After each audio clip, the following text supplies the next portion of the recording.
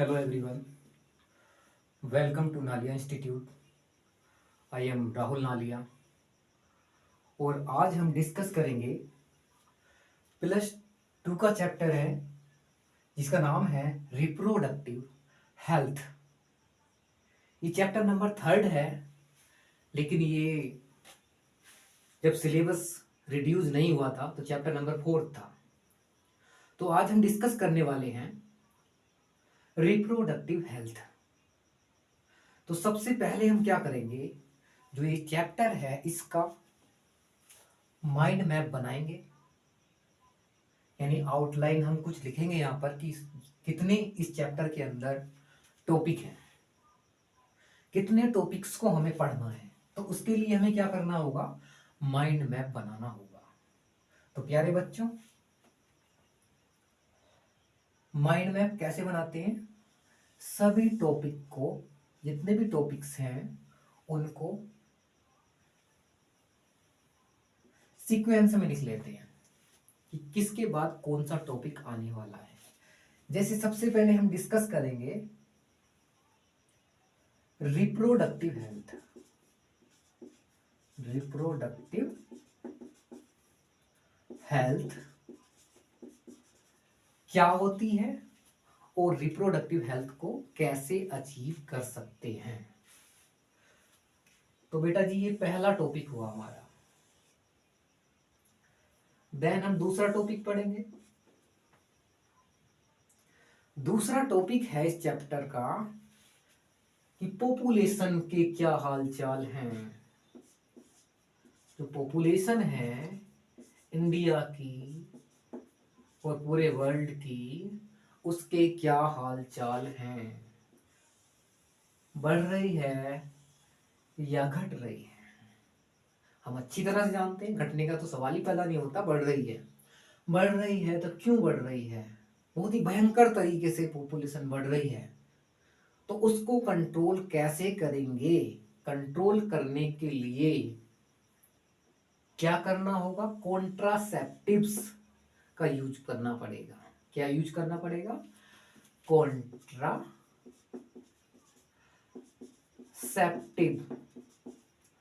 Methods को use करना पड़ेगा। तो हमारा तीसरा टॉपिक हो जाएगा कॉन्ट्रासेप्टिव मेथड्स। तो 3 टॉपिक हो गए हमारे। नेक्स्ट, जो कॉन्ट्रासेप्टिव मेथड्स होते हैं ये क्या होते हैं, ये सभी मेथड्स जिनसे हम, जिनका यूज करने से, जिनका इस्तेमाल करने से पॉपुलेशन को कंट्रोल कर सके। तो वे क्या हैं, कॉन्ट्रासेप्टिव मेथड्स हैं। देन हम पढ़ेंगे एम टी पी। अब ये क्या होता है MTP, medical termination of pregnancy. हमने क्या किया, कॉन्ट्रासेप्टिव मेथड का यूज किया, कॉन्डोम्स का यूज किया और पिल्स का यूज किया, लेकिन ये मेथड काम में नहीं आया। फिर भी क्या हुआ, जो फीमेल थी कंसीव कर गई।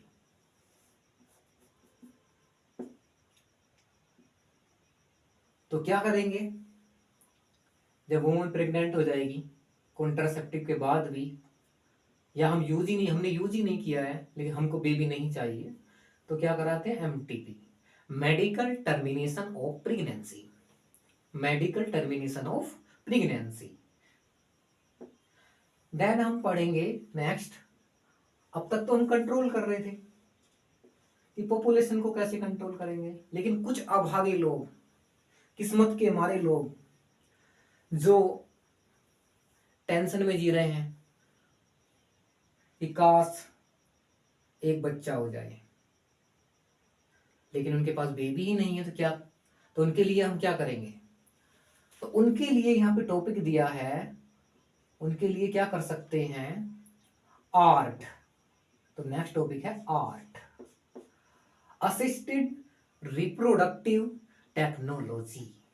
तो ये वो टेक्नोलॉजी है जिसके द्वारा उन अभागे लोगों को जिनके बेबीज नहीं हैं उनके भी बेबीज हो सकते हैं यदि हम 8 का यूज करेंगे। क्लियर है?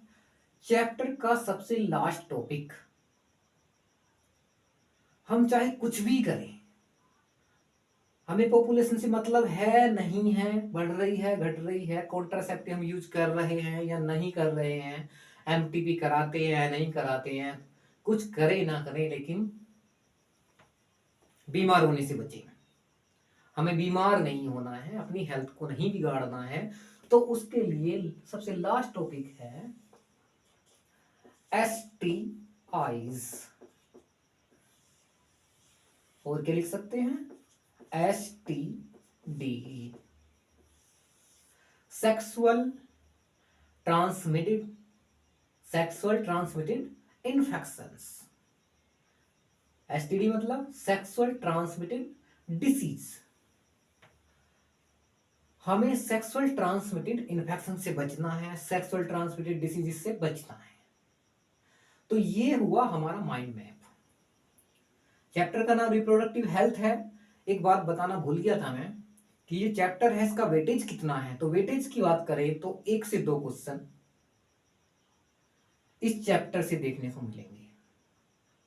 1 से 2 क्वेश्चंस, यानी कि 4 to 8 मार्क्स इस चैप्टर से हम अचीव कर सकते हैं। तो चैप्टर बहुत इजी है, बहुत प्यार से आसानी से समझ में जाएगा। तो सारी बातें जो मैं बताऊंगा उनको ध्यान से सुनेंगे। तो सबसे पहले हम क्या डिस्कस करेंगे?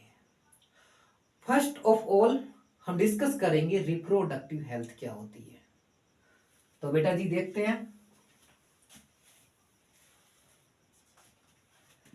रिप्रोडक्टिव हेल्थ क्या होती है। तो मेरे भाई कैसे बनाएंगे रिप्रोडक्टिव हेल्थ को? किसको कहेंगे रिप्रोडक्टिव हेल्थ? हेल्थ तो हमने पढ़ा था, उसमें बोलते हैं a state of physical, mental and social wellbeing. Same same मतलब ही है, इसमें भी कुछ ऐसा ही है। Physical,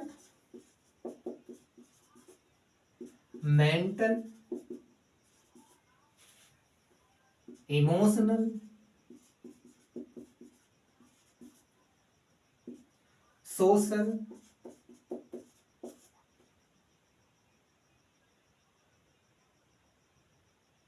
and behavioural health. तो क्या है ये reproductive health? Physical, mental, social, अच्छा इमोशनल भी लिखा हुआ था।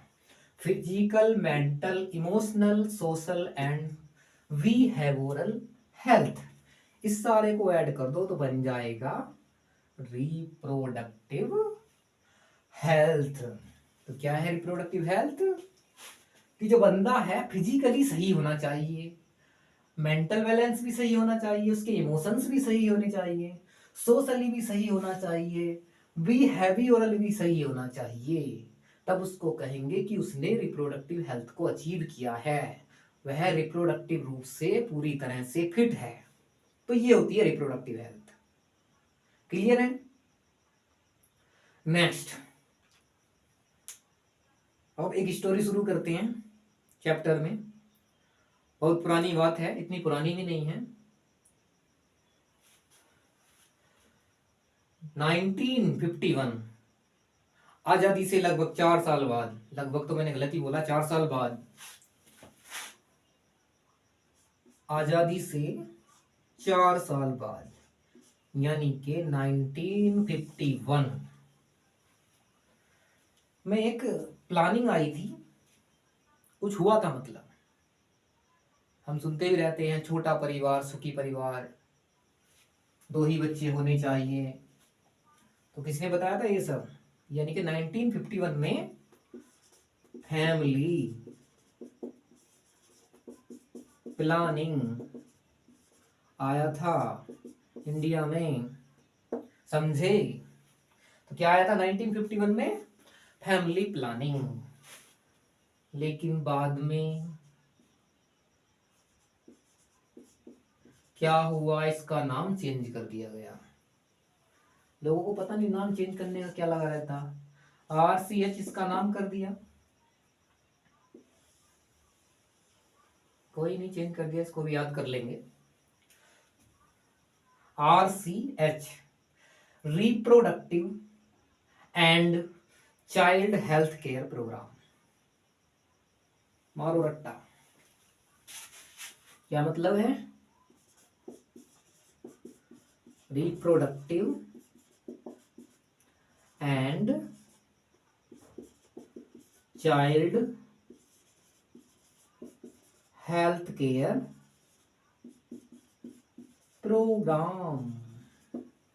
तो मेरे भाई क्या क्या समझा हमने कि फिजिक मतलब कि रिप्रोडक्टिव हेल्थ क्या होती है।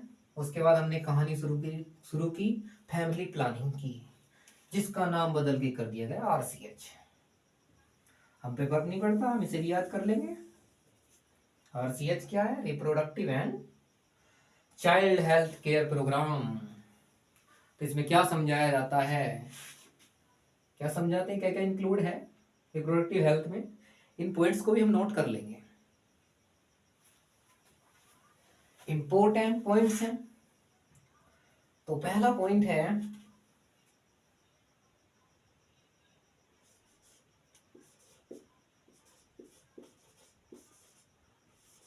knowledge about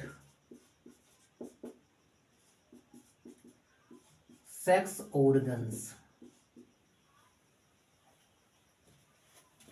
and their function and their functions। तो सबसे पहला पॉइंट हम क्या देख रहे हैं? Knowledge about sex organs.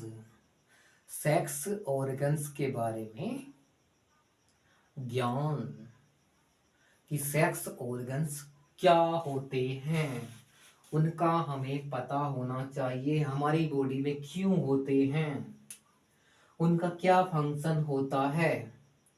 अब कोई बंदा उसे यही नहीं पता सेक्स ऑर्गन क्या है, हमारी बॉडी में इनका क्या काम है, तो प्रॉब्लम हो जाएगी। तो सबसे पहला पॉइंट यही है कि हमें नॉलेज होनी चाहिए सेक्सुअल ऑर्गन्स की और उनके फंक्शंस की, क्या क्या फंक्शन होते हैं। दूसरा पॉइंट है knowledge of adolescence and changes related to it. लिख लेंगे इसे भी।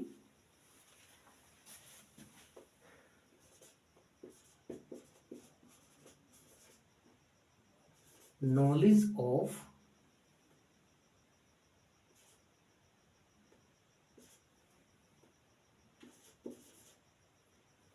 Adolescence,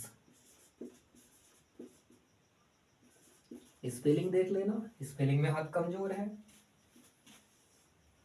knowledge of adolescence and changes related to it. तो बेटा जी अडोलेसेंस क्या होता है, उसकी नॉलेज होनी चाहिए। अडोलेसेंस में क्या होता है, कंधे चौड़े हो जाते हैं, वॉइस भी बदल जाती है, लोग डोले सोले बना लेते हैं, बनने लगते हैं। इसी तरह से फीमेल्स में क्या होता है, ब्रेस्ट का डेवलपमेंट हो जाता है और काफी चेंजेस हो जाते हैं। तो उनसे डरना नहीं है, उनके बारे में पता होना चाहिए कि ऐसा नहीं हमारे साथ हो रहा है, ये सभी के साथ होता है। तो क्या क्या चेंजेस अडोलेसेंस में होती हैं, उनकी नॉलेज होनी चाहिए। क्या क्या चेंजेस आते हैं उनका पता होना चाहिए, तो इनसे डरना नहीं है। नेक्स्ट नेक्स्ट पॉइंट है प्रेगनेंसी, कि प्रेगनेंसी क्या है, क्यों होती है, कब होती है, उन बातों का पता होना चाहिए।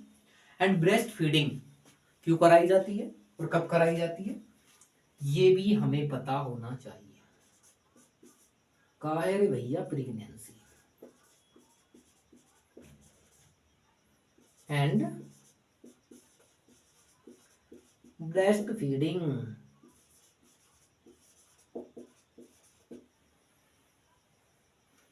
प्रेगनेंसी का हमें पता होना चाहिए।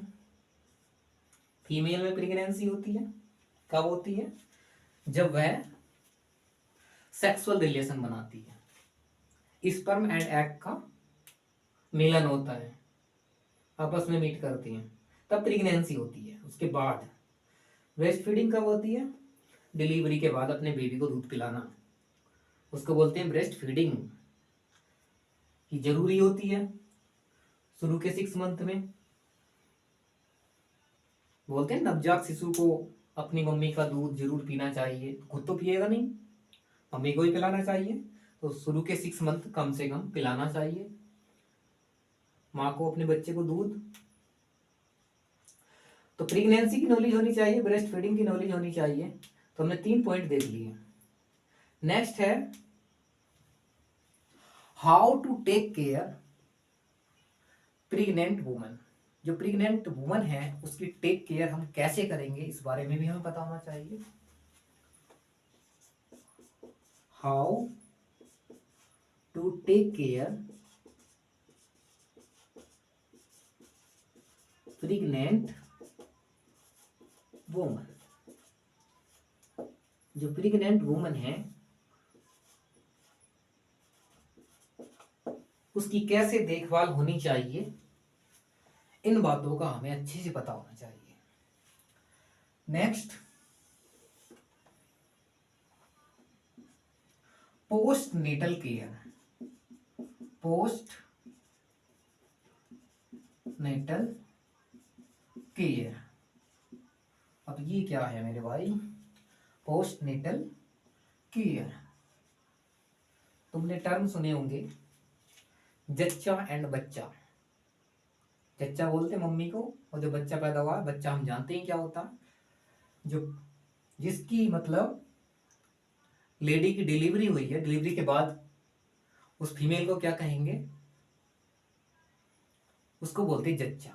और उसका बच्चा दोनों की केयर कैसे करते हैं उसको बोलते हैं पोस्ट नेटल केयर। मम्मी और उसका बच्चा दोनों की केयर कैसे करनी है उसको कहा जाता है पोस्ट नेटल केयर।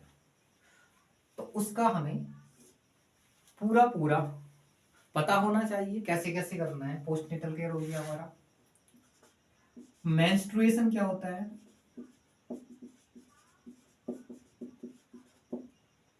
ये जानकारी होनी चाहिए। मासिक धर्म क्या होता है? हर मंथ चलता है जो। STIs क्या होते हैं? MTP क्या होता है? और क्या जोड़े इसमें?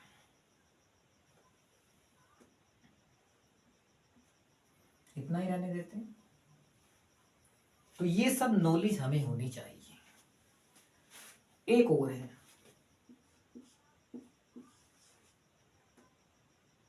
जिसको इंक्लूड किया गया है, क्या लिख रहा हूं मैं? एमनियोसेंटेसिस। क्या है? एमनियोसेंटेसिस। अब क्या है मेरे भाई ये?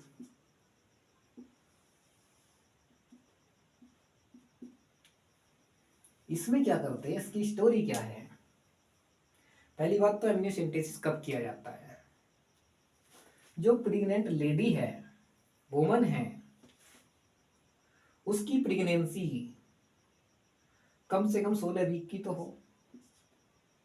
16 वीक्स टू 22 वीक्स।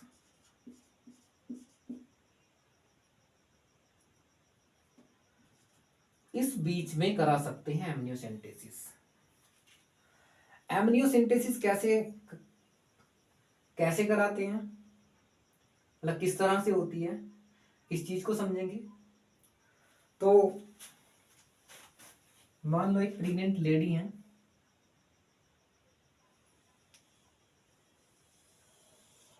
ये लो, ये प्यारे लाल की बीवी है जो प्रेग्नेंट है। अब कोई ये मत कहना पेट में बना दिया मैंने बच्चे को। पेट में नहीं होता है, यूट्रस में होता है। पेट में कोई बच्चा नहीं पलता।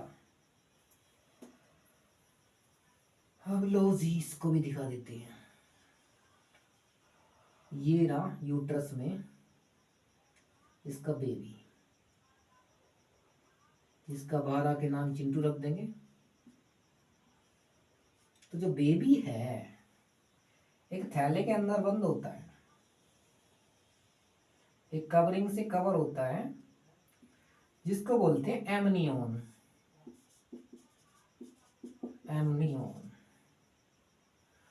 एमनियोन के अंदर बना होता है एक फ्लूइड। इस फ्लूइड का नाम है एमनियोटिक फ्लूइड। क्या नाम है? Amniotic fluid. तो करना क्या है एमनियोसेंटेसिस? फ्लूइड को निकालना हमारे को, उसका एनालिसिस करना है। ज्यादा बड़ा काम नहीं है, हमारे लिए तो बहुत बड़ा है, लेकिन जो लोग करते हैं उनके लिए आसान है। तो क्या करना है, एक निडल लेंगे। अरे निडल तो लगाई ही नहीं।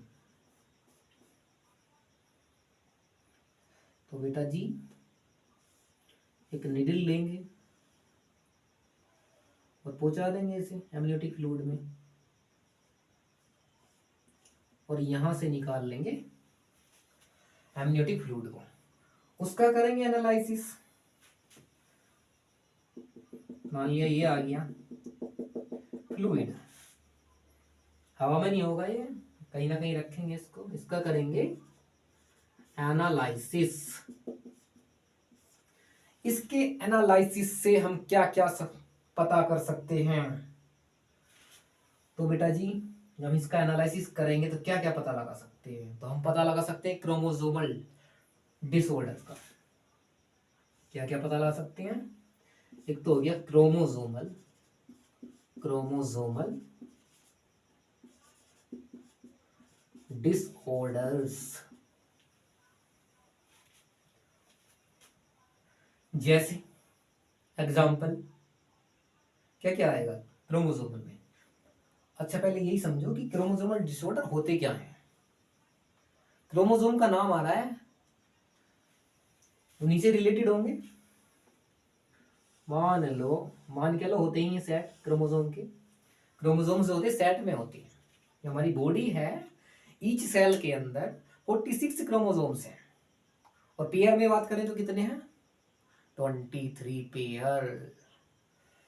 कितने पेयर हैं? 23 पेयर। तो पेयर में होते हैं क्रोमोसोम, और ये 1 पेयर है, इसमें और एक एक्स्ट्रा और आ गया तो बिगड़ गया बैलेंस। अब क्या कहोगे इसे? नॉर्मल कंडीशन तो है नहीं, डिसऑर्डर ही होगा। अब क्रोमोसोम में डिसऑर्डर है तो क्या कहेंगे? Chromosomal disorder. इस तरह से कब होता है? जैसे लाइन फिल्टर सिंड्रोम है, XXY, क्रोमोसोम की संख्या 47, तो क्या हुआ? Chromosomal disorder. या फिर ऐसे भी हो सकता, 2 सेट में से एक सेट है ही नहीं, 0 अंडा कर दिया। लो जी, तो इस तरह की कंडीशन डिसऑर्डर जो क्रोमोसोम में हो रहे हैं उनको बोलते हैं क्रोमोसोमल डिसऑर्डर्स। तो इस फ्लूइड से, एमनियोटिक फ्लूइड से हम पता कर सकते हैं क्रोमोसोमल डिसऑर्डर का। कितनी अच्छी बात है।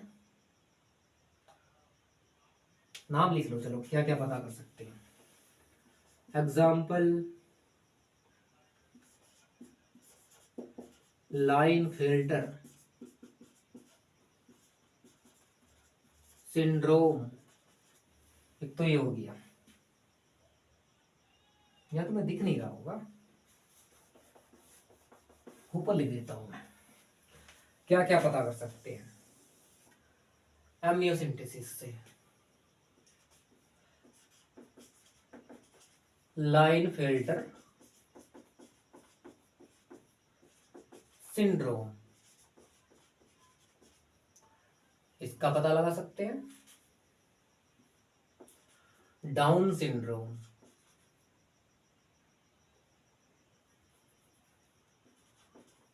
डाउन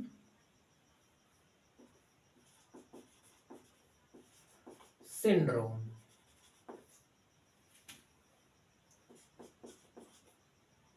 टर्नर्स सिंड्रोम, इन सब का पता लगा सकते हैं। और दो चार नाम है एनसीईआरटी में नहीं, जैसे tau syndrome, tau syndrome, Edward syndrome, इनका पता कर सकते हैं। तो ये हुए क्रोमोसोमल डिसऑर्डर। और इस फ्लूइड से क्या क्या हम जानकारी प्राप्त कर सकते हैं? और मेंडेलियन डिसऑर्डर, मेंडेलियन डिसऑर्डर्स के बारे में भी जान सकते हैं, जैसे हुआ haemophilia, colour blindness,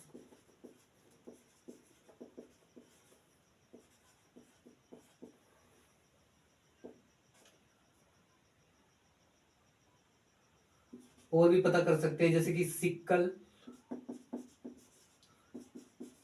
cell anaemia, normal वाला एनीमिया, सिंपल एनीमिया, मैं भी नॉर्मल बोल रहा हूँ, बोल सकते हैं वैसे नॉर्मल, सिंपल एनीमिया, इन सब का पता लगा सकते हैं। लेकिन अब एमनियोसिंथेसिस क्या है? बैन है। क्या है? नाउ एमनियोसिंथेसिस क्या है भैया? बैन है। ऐसे लिखते हैं मैम, चलो जो भी हो, अब नहीं होता मतलब बैंड है। क्यों बैंड है? अब देखो क्रोमोसोमल डिसऑर्डर है, हमें पता चल रहा है एक्स और वाई, जो 46 क्रोमोसोम है किस तरह से हैं, कैसे कैसे हैं, तो हम इतनी छोटी सी बात नहीं बता सकते कि होने वाला बेबी में एक्स एक्स है या एक्स वाई है। इस बात का भी तो पता कर सकते हैं हम। अब जो हमारा समाज है उसको पता लग जाए ना लड़की है पैदा होने वाली, तो उनका बस चले ना, तो वहीं जाके गला घोट दें। लेकिन ऐसा कर नहीं सकते थे, क्या करा देते हैं? अबॉर्शन करा देते हैं। जैसे ही पता चला लड़की है, मार दो। तो पहले से ना पल रही हमसे, तो 7 साल पहले हो गई, तो क्या करेंगे? वो अबॉर्शन करा देंगे। तो इस चीज से बचने के लिए इसके लिए टर्म यूज करेंगे फीमेल, मेरे बच्चों, फीमेल फिटिसाइड। क्या होता फीमेल फिटिसाइड? जो लड़कियों को मारने के लिए यूज कर रहे हैं, फीमेल की हत्या हो रही है, उनको बोलते हैं फीमेल फेटिसाइड। इससे बचने के लिए अब ये बैंड है, लीगल नहीं है, लेकिन लोग कराते, चोरी से कराते। अब जरा सोचो, कोई अनमैरिड लड़की है, क्या वो बच्चा पैदा करना चाहिए? किसी वजह से हो जाए, कोई गलती हो जाए, या चलो गलती भी छोड़ो, किसी का रेप हो जाए, तब क्या करोगे?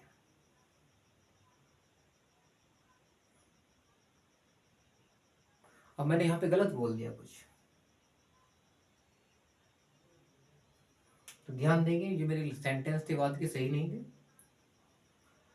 फीमेल फेटिसाइड जो कॉन्सेप्ट है ना, क्या बोलते हैं, अनमैरिड लेडी वाला, वो मैंने गलत जोड़ दिया था, तो उससे कंफ्यूज नहीं होंगे, उसे इसमें नहीं आएगा। कभी कभी गलती हो जाती है, क्योंकि हम एमनियोसेंटेसिस पढ़ रहे हैं, जाहिर सी बात है शादी के बाद ही तो कराएंगे एमनियोसेंटेसिस। अब बताओ कुंवारी लड़की क्या पूछेगी, लड़का होगा या लड़की होगी? उसके लिए कोई भी हो जाए, उसे तो अबॉर्शन कराना ही कराना है। अब मेरा माइंड है थोड़ा गलत चल गया, तो मतलब कि वो बात नहीं आएगी, वापस से आ जाइए, उसके लिए सॉरी। फीमेल फेटिसाइड, जो फीमेल्स की हत्या हो रही है, बच्चियां मारी जा रही हैं, उनसे बचने के लिए क्या है? उसको बैन कर दिया गया, बैन कर दिया गया। लो जी, एमनियोसेंटेसिस होगा ही नहीं, तो बताया नहीं जाएगा कि लड़का होगा या लड़की होगी। अब करो क्या करोगे? ठीक है। तो इसको और ऐड कर लेते हैं। ये सारी जानकारी किस में आएगी? रिप्रोडक्टिव हेल्थ में आएगी। तो हमारा पहला टॉपिक कवर हुआ, रिप्रोडक्टिव हेल्थ क्या होती है। क्लियर है? It is all about the reproductive health, और इसको कैसे अचीव करते हैं ये सब हमने पढ़ा। नेक्स्ट, पॉपुलेशन के क्या हाल चाल है, पॉपुलेशन के क्या हाल चाल हैं। तो हमारा टॉपिक आता है पॉपुलेशन। इस तरह से बोल रहा हूं मैं जैसे कि पॉपुलेशन बोल रहा हूं, लेकिन है क्या? पॉपुलेशन, समष्टि, जनसंख्या। तो यहां पर थोड़ी कहानी बनाएंगे। बात शुरू करते हैं वर्ल्ड से।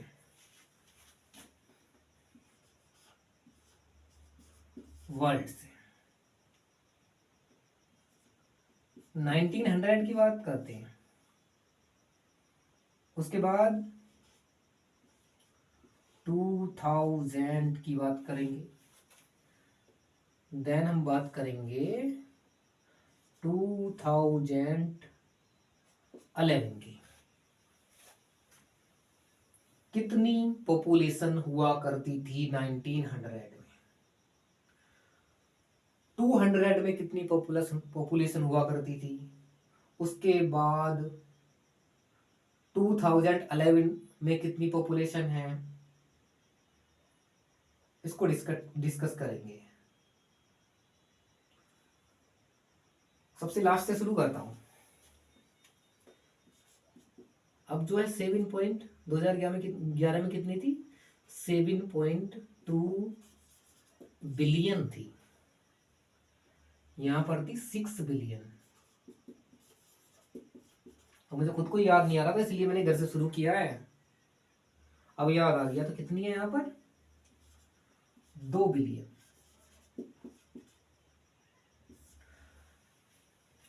1900 में 2 बिलियन पॉपुलेशन हुआ करती थी, जो सन 2000 में 6 बिलियन हो गई, और 2011 में 7.2 बिलियन पहुंच गई। अब बताओ किस तरह से बढ़ रही है, क्या करोगे?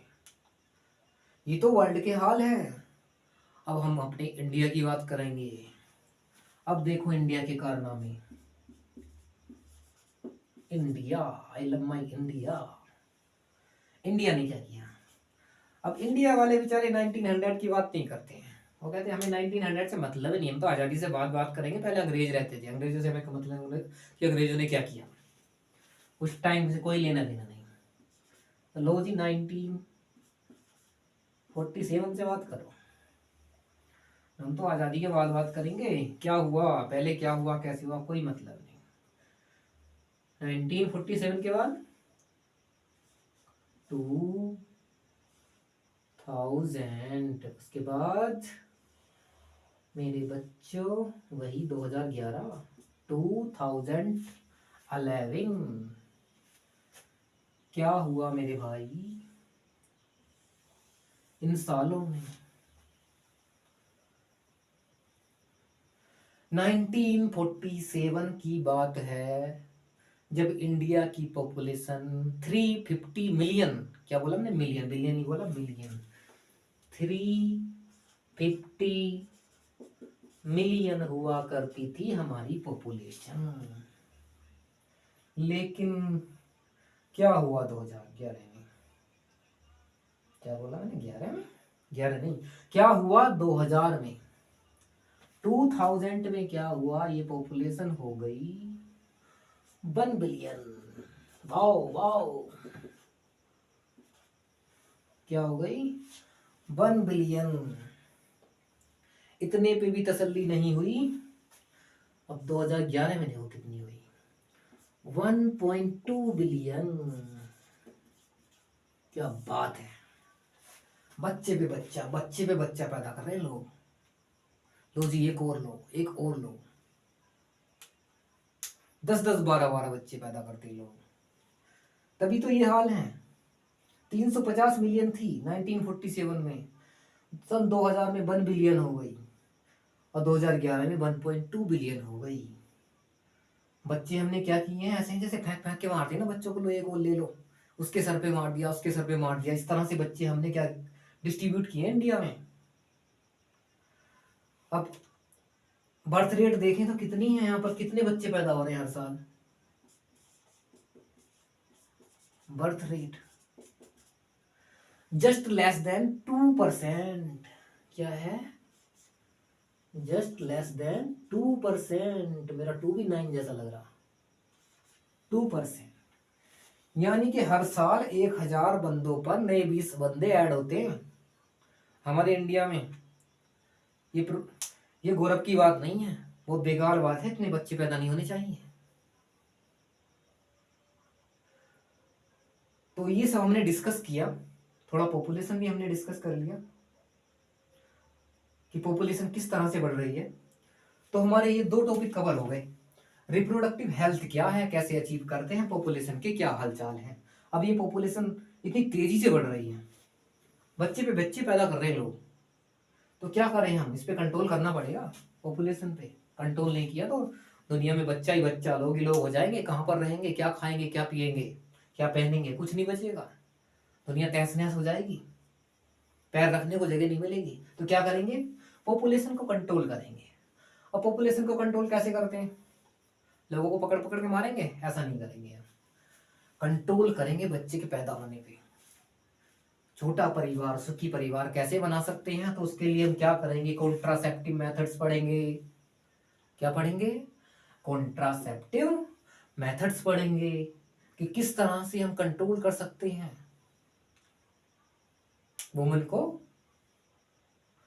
प्रेग्नेंट होने से, कैसे बचा सकते हैं, कैसे जनसंख्या पे कंट्रोल कर सकते हैं। तो उसके लिए अगला टॉपिक है हमारा कॉन्ट्रासेप्टिव मेथड्स। तो मेरे भाई, मेरे बच्चों, इसे नोट डाउन करो। इसके बाद हम फिर डिस्कस करेंगे। क्या डिस्कस करेंगे जानते ही हो आप, कॉन्ट्रासेप्टिव मेथड।